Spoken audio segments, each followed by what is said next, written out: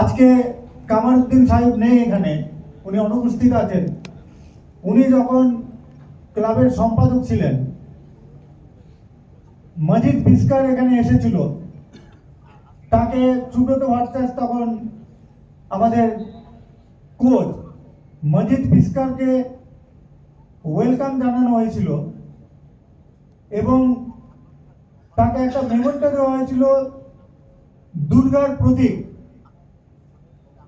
এইটা একটা অভাবনীয় ঘটনা, এটা আমরা আশা করতে পারি না, যেটা মোহামেডান স্পোর্টিং ক্লাবের মতো ক্লাবই এই ঘটনাটা ঘটাতে পেরেছে। তৃতীয় যেটা ঘটেছে সেটা হচ্ছে মোহামেডান স্পোর্টিং ক্লাবে আমরা দীর্ঘদিন ধরে দেখেছি যে এখানে ঈদের অনুষ্ঠান হয়, কিন্তু আমাদের প্রেসিডেন্ট, উনিও অনুপস্থিত আছেন, ববি আমিরউদ্দিন সাহেব, উনি ঈদের পাশাপাশি এখানে বিজয়া দশমীও করেছেন এবং এটা সম্ভব হয়েছে বাংলার যে ফুটবল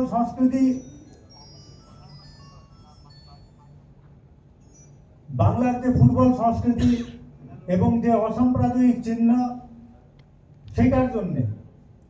আরেকটি ঘটনা যেটা খুব নাড়া দিয়েছে সেটা হচ্ছে বাঙ্গারিলের মোহামেডান স্পোর্টিং ক্লাবের পেছনে এসে দাঁড়ানো। হতে পারে বাঙ্গারিল হয়তো খুব সেই লেভেলের ইনভেস্টার না, কিন্তু বাঙ্গারিল মোহামেডান স্পোর্টিং ক্লাবকে আজকে যে উচ্চতায় নিয়ে গেছে সেটা হচ্ছে তার স্পোর্টস ম্যানেজমেন্ট অভিজ্ঞতার জন্য,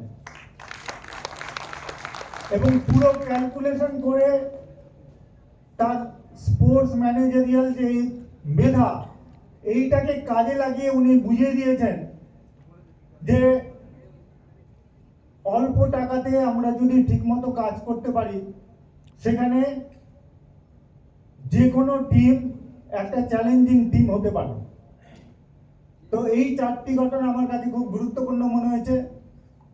পরিশেষে একটি কথা বলবো যে এখানে প্রায় সমস্ত ফ্যান্স ক্লাবের সদস্যরা আছেন, মোহামেডান স্পোর্টিং ক্লাবের অনেক কর্মকর্তাও আছেন। একটা জিনিস আমার বারবার মনে হচ্ছে যে ক্লাবের যে ইতিহাস, সেই ইতিহাসের 70 থেকে 80% এখনো আনএক্সপ্লোর্ড, সেটা এখনো প্রকাশ্যে আসেনি।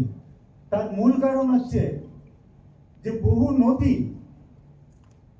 আমরা পাচ্ছি না, এবং একটি কাজ করতে গিয়ে আমার যেটা মনে হয়েছে যে ক্লাবের বহু ইতিহাস, বহু নথি বহু সাধারণ মানুষের কাছে রয়েছে। তা আমার অনুরোধ হচ্ছে তারা যেন সেই নথি ক্লাবে যেন হস্তান্তর করেন, এবং ক্লাবের কর্মকর্তাদেরও বলবো যে আপনারা এই নথিগুলোকে গ্রহণ করুন। সাধারণ সমর্থক এবং সমস্ত ফ্যান্স ক্লাবকে অনুরোধ জানান তাদের কাছে যা যা রয়েছে তারা যেন তা ক্লাবে দেন, যাতে আগামী দিনে মোহামেডান স্পোর্টিং ক্লাব নিয়ে যে গবেষণার জায়গা রয়েছে, এইটা যেন একটা সঠিক মাত্রায় যায়। কারণ এই কাজটা যদি না হয়, আগামী দিনে বহু সত্য ঘটনা সাধারণ মানুষরা জানতে পারবে না। এই কটা কথা বলে আমি আমার বক্তব্য শেষ করলাম। সবাইকে ধন্যবাদ।